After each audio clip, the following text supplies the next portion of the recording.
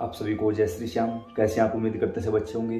प्रेमियों, आज की वीडियो सबसे ज़्यादा महत्वपूर्ण है और मैं आप सभी से हाथ जोड़ के प्रार्थना करता हूं, एक बार पूरे परिवार के साथ इस वीडियो को जरूर देखना। यह वीडियो केवल और केवल पितरों के ऊपर होने वाली है। आज अपने लिए नहीं, अपने छोटे छोटे बच्चों के भविष्य के लिए इस वीडियो को एक बार जरूर देख लेना। आप लोगों के जो कमेंट आए थे ना, वो हमने यहाँ लिख लिए हैं। कोशिश करूंगा एक एक कमेंट का कम से कम शब्दों में जवाब देके आप लोगों को संतुष्ट करने की सिर्फ कोशिश कर सकता हूं। किसी भी एक बात को दोबारा दोहरा के वीडियो को लंबा नहीं करूंगा।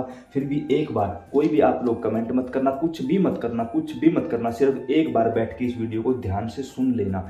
कोई भी चीज़ समझ ना आए तो दोबारा सुन लेना इसी वीडियो को। फिर भी एक बार थोड़ा सा इंतजार करना कि हो सकता है आपका भी वही सवाल हो जो मैंने पहले से यहाँ लिख रखा हो। फिर भी लगे कि ऐसा हमारा सवाल कुछ और था, वो यहाँ नहीं आया वीडियो में, तो नीचे डिस्क्रिप्शन में पूरी प्लेलिस्ट का लिंक डाल दूंगा। वहाँ से आप पूरी वीडियो देखकर अपने सभी डाउट्स क्लियर कर सकते हो। आज अपने लिए नहीं, आज भगवान के लिए भी नहीं, अपने बच्चों के भविष्य के लिए इस वीडियो को देख लेना और पूरे परिवार के साथ बैठकर देखना। अगर अपने छोटे छोटे बच्चों का भविष्य उज्जवल चाहते हो तो आगे आप लोगों की मर्जी। सबसे पहला सवाल, पितर कौन होते हैं? बड़ा ही महत्वपूर्ण सवाल है। हम जीवित लोग हैं, हम इंसानी रूप में हैं, इंसानी शरीर में हैं, लेकिन हमसे पहले लगभग 3 पीढ़ियों तक जो व्यक्ति मर चुके हैं, गुजर चुके हैं, इस धराधाम को छोड़कर जा चुके हैं, उन्हें हम या तो पूर्वज कहते हैं या अपने पितर कहते हैं। जो इस धराधाम को छोड़कर जा चुके हैं, हम जिनके वंश हैं, जिनका खून है, जिनके नाम से हमको पहचाना जाता है, वो पितर कहे जाते हैं। पितरों की पूजा क्यों जरूरी होती है? बड़ा ही महत्वपूर्ण सवाल है कि पितरों की पूजा हमें क्यों करनी चाहिए। देखिए, एक इंसान के ऊपर 3 प्रकार के कर्ज होते हैं। पहला होता है देव ऋण, यानी देवताओं का कर्जा। फिर होता है ऋषि ऋण, यानी साधु संतों का कर्जा। फिर होता है पितर ऋण। देव ऋण, जो जैसे कि आप लोग देखते होंगे, सुबह सूर्य निकलता है, सारा दिन रोशनी देता है, हवा चलती है, जल है, पर्वत है, पृथ्वी है, अन्न देती है, रात को चांद की चांदनी है।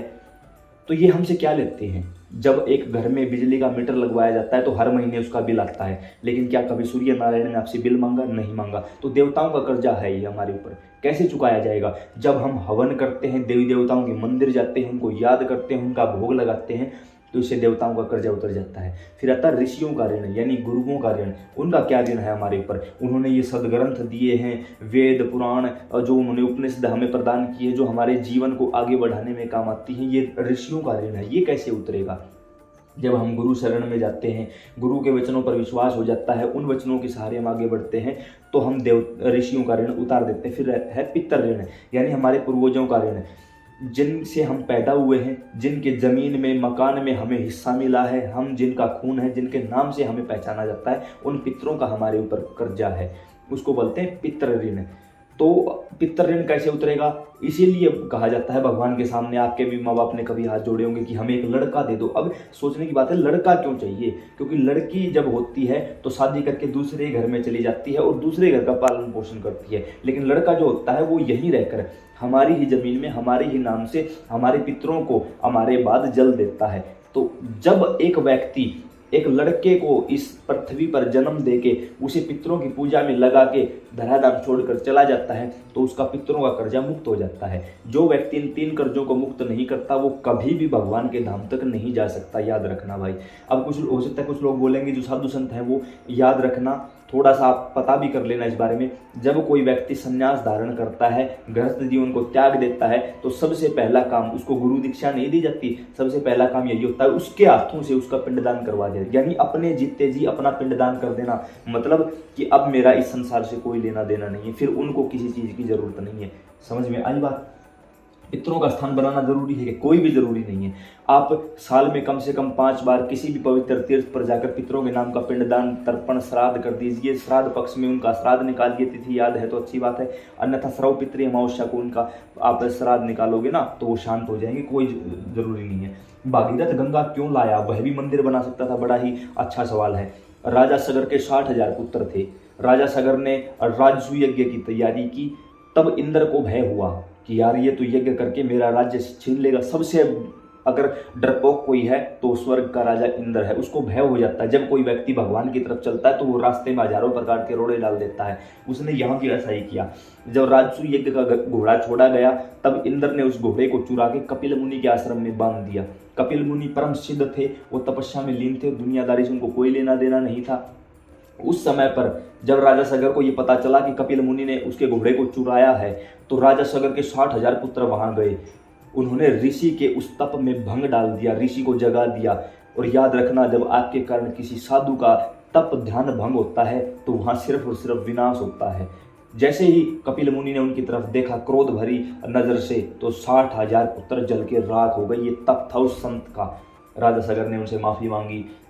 तब उन्होंने उपाय बताया कि अगर जगत जननी जगदम्बा, सबको पार लगाने वाली माता गंगा से इनका स्पर्श किया जाए तो इनकी मुक्ति हो सकती है। तब राजा सगर ने हजारों प्रकार के यत्न किए और फिर उन्हीं की पीढ़ी में भागीरथ आए। भागीरथ ने 1 करोड़ शिवलिंग सजाए थे, तब भगवान शिव प्रकट हुए थे। तब उन्होंने गंगा का वरदान मांगा था, तब गंगा पृथ्वी पर आई। इसी कारण उनको भागीरथ ही कहा जाने लगा। और जब गंगा वहां आई जहां कपिल मुनि के आश्रम में उनके कंकाल पड़े हुए थे, जैसे ही वो उस जल से स्पर्श हुए, वो सभी के सभी मुक्त हो गई। एक बार अपने आप से पूछो, ईमानदारी से अपने हृदय पे हाथ रख के अपने आप से पूछो, किसी और से नहीं, क्या हमारी इतनी औकात है? अंदर से आत्मा जवाब देगी कि बेटा तू तो एक दिन मंगलवार के दिन भी तुझे ये होता है, यार व्रत है आज, सिगरेट पी लूं, बीड़ी पी लूं, काम वासना परेशान कर रही है, क्या करूं? तू एक दिन का व्रत भी नहीं ले सकता और तूने सवाल उठा दिया इतना बड़ा कि भागीरथ गंगा लाया। पता नहीं किसने किया हुआ, मैं नहीं जानता किसका सवाल था, लेकिन आप लोगों के सामने इसका जवाब लाना बहुत जरूरी था। उसके साथ साथ क्या आप लोगों ने भीष्म पितामह का नाम सुना है? भीष्म पितामह गंगा पुत्र हैं। भीष्म पितामह आज भी उनके नाम का पिंडदान, औरों का तो नहीं पता, मैं करवाता हूँ भाई। क्यों करवाता हूँ? क्योंकि उनकी कोई संतान नहीं थी, इसलिए मैं अपने आप को उनकी संतान मानता हूँ। क्योंकि हम ऋषि मुनियों की संतान हैं, हमारे पूर्वज बंदर नहीं थे भाई। किसी के होंगे तो होंगे, मैं कटाक्ष नहीं करूंगा इस चीज़ पर। मेरे पूर्वज भीष्म पितामह थे भाई। मैं ऋषि मुनियों की संतों की औलाद हूँ। और आज भी जब मैं अपने पूर्वजों का पिंडदान करवाने के लिए जाता हूँ तो मैं एक पिंड भीष्म पितामह के नाम का भी करवाता हूँ। और आप लोगों से भी यही कहूँगा, जब भी जाओ एक पिंड भीष्म पितामह के नाम का जरूर दान करना, इससे आपके पूर्वजों को मुक्ति मिलेगी भाई। तो उम्मीद है ये जो सवाल था आपको समझ में आया होगा। शहरों में रहने वाले लोग पितरों की पूजा कैसे करें? देखो, अगर स्थान दे सकते हो तो बड़ी अच्छी बात है, नहीं दे सकते तो आप भी किसी पवित्र तीर्थ पर जाके, और साल में कम से कम 3 बार तो जा ही सकते हो यार। अगर 1000 रुपये लगते हैं तो भी साल के 3000 रुपये अपने पितरों के नाम से आप निकाल सकते हो, कोई बड़ी बात नहीं है। गांव में पितरों का स्थान है, हम शहर में रहते हैं, कैसे पूजा करें? गांव में पितरों का स्थान है तो कम से कम 3-4 बार तो गांव भी आ सकते हो यार, कहीं जाने की जरूरत नहीं। 3-4 बार गांव आओ, उनकी पूजा पाठ करो। शहर में रहते हुए अमावस्या के दिन अन्न का दान करो।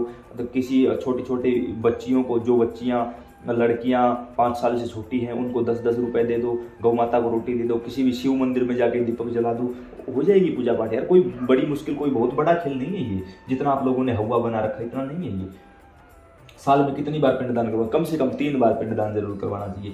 बिना स्थान और पूजा के पितरों को खुश कैसे रखें? देखो, अगला सवाल यही था कि हम ना तो स्थान देंगे, ये नहीं कि दे नहीं सकते, ना तो देंगे और ना ही उनकी पूजा करेंगे, फिर उनको खुश कैसे रखें? बड़ा ही शॉर्टकट रास्ता निकालने की कोशिश कर रही है दुनिया, कोई लेना देना नहीं है। और मुझे ये भी पता है कि अब तक लोग इस वीडियो को भी डबल स्पीड में देख रहे होंगे आगे निकालने का, फिर इनको पितर खुश चाहिए। कमाल की बात। याद रखना भाई, ये वीडियो मैं नहीं बना रहा हूँ, मेरे पितरों ने मुझे आदेश दिया है और बाबा हनुमान ही इस वीडियो में साक्षात रूप में बात कर रहे हैं। अगर कोई थोड़ा बहुत कोई ऊर्जा आपके पास आती हो तो एक बार इसकी तरफ देख लेना, ठीक है ना? ये जागृत रूप में, ये सिद्ध रूप में काम कर रही है यहाँ पे। सिंपल सी बात है, कम से कम 5 अमावस्या को, जिसमें श्राद्ध पक्ष की श्रव पितरी अमावस्या भी शामिल है, किसी भी पवित्र तीर्थ पर जाओ, वहाँ पिंडदान तर्पण करवाओ। घर आके 5 बार, यानी साल में 5 बार पिंडदान करवाओ और 5 बार ही घर पर आवन करवाओ, फिर पूजा पाठ की जरूरत नहीं पड़ेगी। कौन से पितर हमें दुख देते हैं?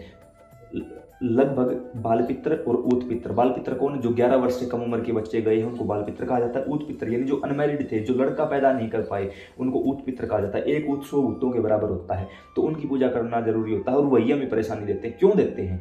क्योंकि जो बाल रूप में गए हैं उन्हें तो चेतना ही नहीं थी अच्छा क्या है बुरा क्या है, और क्यों मरे वो। लगभग महिलाओं के बच्चे क्यों खराब हो जाते हैं?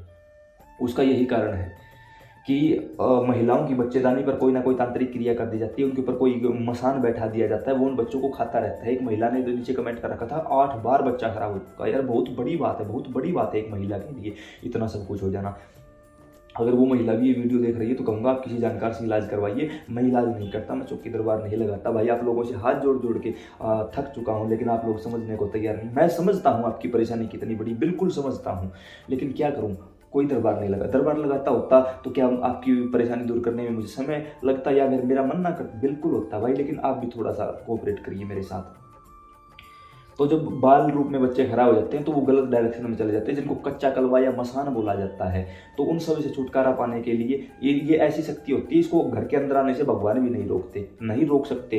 क्यों? क्योंकि ये बाल रूप में होते हैं, इनकी चेतना शून्य होती है, इनको ज्ञान नहीं होता इन चीज़ों का। तो इनसे छुटकारा सिर्फ वही इंसान दिला सकता है जो बहुत बड़ा साधक होगा, वो इनका बंधन लगा सकता है। या फिर 90% इनका बंधन हो ही नहीं सकता, इनको शुद्ध करवा के और इनका कहीं स्थान बना दो, फिर ये आपके भले में चलेंगे। फिर आते हैं ऊत पितर, यानी जो अनमैरिड मरे हैं, जिनका खासकर लड़का नहीं है, वो हमें परेशान क्यों करते हैं? क्योंकि आप लोगों ने देखा होगा आप लोगों के घरों में कि शादी से पहले कोई मर गया, या शादी तो हो चुकी थी लेकिन लड़का पैदा नहीं कर पाया, वो चले गए। अब उनकी जमीन कहाँ जाएगी? अब उनकी जमीन उन्हीं के चाचा ताऊ के जो लड़के हैं उनके हिस्से जाएगी, वो घर की जमीन भी, वो खेत की जमीन भी उन्हीं के हिस्से जाएगी। अब हम प्रॉपर्टी उनकी यूज करते हैं, लेकिन उनको जल देने वाला कोई नहीं बचा। उनका मुक्ति कैसे होगी, उनका मोक्ष कैसे होगा?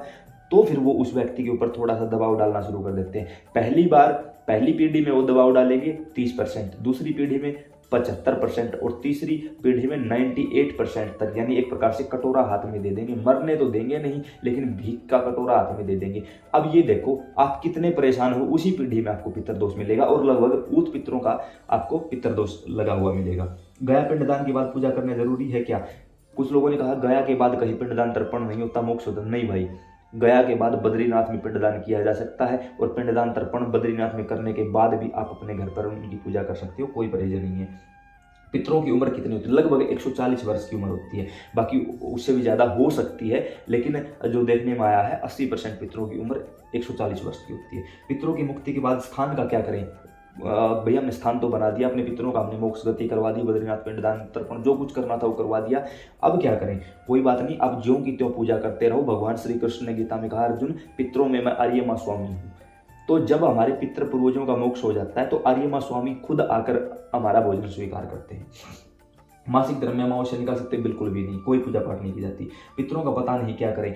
कम से कम साल में 5 बार किसी पवित्र तीर्थ पर जाकर पिंडदान तर्पण करवाओ, और 5 ही पितरों के नाम से घर में हवन करवाओ। साल में 5 बार ऐसा करोगे, कुछ पता करने की जरूरत नहीं। देवी देवताओं के साथ पितरों की पूजा कर सकते हैं या नहीं? बिल्कुल भी नहीं। देवी देवता अपने स्थान पर होते हैं। अब ये देवताओं का स्थान है तो यहाँ देवताओं की ही पूजा होगी, यहाँ ना तो कोई पितर की फोटो रखी जाएगी ना कुछ। पितरों की कभी फोटो नहीं रखी जाती, याद रखना। गुरु और पितर की कभी फोटो नहीं होती। गुरु के चरण पादुकाएं होती हैं और पितरों का सिर्फ मानसिक रूप से नाम होता है, कोई फोटो नहीं होती। ये जैसे देवताओं का स्थान है, इससे अलग आप थोड़ा बहुत गैप देके अलग पितरों का स्थान बना सकते हो, उसमें कोई परेशानी नहीं होगी। कुल देवता और पितर देवता एक ही होते हैं? नहीं, बिल्कुल भी नहीं। कुल देवता वो होते हैं जहां हमसे पहले की 3 पीढ़ियां जाती थी, वो कुल देवता के रूप में चलेंगे। पितृ वो होते हैं जो हमारे ही पूर्वज थे, यानी हम जिनकी औलाद हैं, संतान हैं, वो पितृ होते हैं भाई। पितरों का स्थान छत पर दे, बिल्कुल छत पर आप पितरों का स्थान दे सकते हो, लेकिन उसके नीचे सोने वाला कमरा नहीं होना चाहिए, ये बात आप याद रखना, अन्यथा फिर परेशानी हो जाएगी। उपला ना हो तो भोग कैसे लगाए? कपूर जलाकर। ये देखो कपूर है ना, कपूर को प्रज्वलित किया, जो भी आपको लौंग इलायची या किसी चीज का भोग लगाना है इसके ऊपर लगा दो। पितरानी भी होती है क्या? हाँ, पितरानी होती है, लेकिन 5% चांस है। 95% सिर्फ मेल पितर होते हैं, फीमेल नहीं होती। क्यों नहीं होती? जब एक लड़की की शादी होती है तो आपने देखा होगा फेरों के समय ब्राह्मण देवता उनसे वचन लेते हैं कि आज अभी इसी समय से मैं अपना कुल, अपना गोत्र, अपने देवी देवताओं को छोड़ती हूँ और पति के कुल, देवी देवता और गोत्र को अपनाती हूँ। तो इससे उस लड़की का भार समाप्त हो जाता है, पुरुष के ऊपर भार आ जाता है। जब वो महिला मरती है तो डायरेक्ट उसको अगली योनि में उसके कर्मों के अनुसार जहाँ कहीं भी डालना होता है भगवान डाल देते हैं। यही कारण है कि जब एक महिला शादी के बाद गंदा कर्म करती है तो उसका 50% हिस्सा पुरुष को, यानी उसके पति को दे दिया जाता है, बिना ही मांगे दे दिया जाता है। लेकिन जब एक पुरुष अच्छा काम करता है तो उसका 50% हिस्सा बिना मांगे ही उसकी पत्नी को दे दिया जाता है। यानी पत्नी के अच्छे कर्म पति को नहीं मिलेंगे और पति के अच्छे कर्म पत्नी को बिना मांगे मिल जाएंगे। क्यों? शादी करके अपना घर बार छोड़ के एक महिला आई है, न कि एक पुरुष गया है। इसी कारण महिला 5% चांस है कि पितरानी के रूप में आए। 2 से ज़्यादा पितर हो तो क्या करें? कोई बात नहीं, जो एक का रूटीन है वही सभी का रूटीन रहेगा।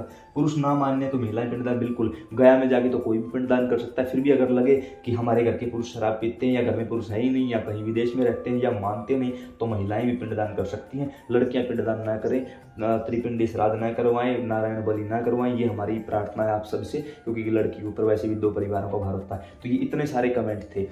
पूरी उम्मीद है कि 95% आप संतुष्ट हुए होंगे। हमने कोई भी बात एक्स्ट्रा करके वीडियो को नहीं लंबा किया है। उसके बावजूद भी अगर आपका कोई भी सवाल है तो नीचे डिस्क्रिप्शन में प्लेलिस्ट का लिंक डाल दूंगा। कमेंट करके कोई भी कुछ नहीं पूछेगा, कमेंट में किसी को कोई जवाब नहीं दूंगा। नीचे पूरी प्लेलिस्ट का लिंक है, अगर बैठ कर देखोगे तो यकीन मानिए जैसे अब तक, ज़्यादा तो नहीं कहूँगा, कम से कम 5-7 लाख परिवारों का भला हो चुका है, आपका भी होगा। करने वाले श्याम, करवाने वाले श्याम। और उसके साथ सबसे महत्वपूर्ण बात, लोग कमेंट करते हैं गुरुजी नंबर, भाई साहब नंबर, भगत जी। भाई मैं कोई गुरुजी नहीं हूँ, कोई भगत जी नहीं हूँ, कोई भाई साहब नहीं हूँ, मैं कोई चौकी दरबार नहीं लगाता, मैं किसी की पूछा नहीं देता। मैं हाथ जोड़े बैठा हूँ भाई आप लोगों के सामने, क्योंकि अगर चौकी दरबार पूछा देता होता तो अभी तक आपको दरबार में वीडियो बनाता हुआ मिलता। मैं तो खुला बोलता कि आओ भाई आओ भाई, जब कभी दरबार लगवाएंगे ठाकुर जी तो आगे देखा जाएगा, अन्यथा मैं दरबार लगाना भी नहीं चाहता। सिर्फ वीडियो तक आप लोगों तक सीमित हूँ, इसके लिए मुझे माफ़ी दीजिए। फिर भी कोई ऐसी अनजाने में हमसे कोई ऐसी भूल हुई हो, किसी के प्रति कोई अपशब्द कहा गया हो, तो हम माफ़ी चाहते हैं। जय श्री श्याम।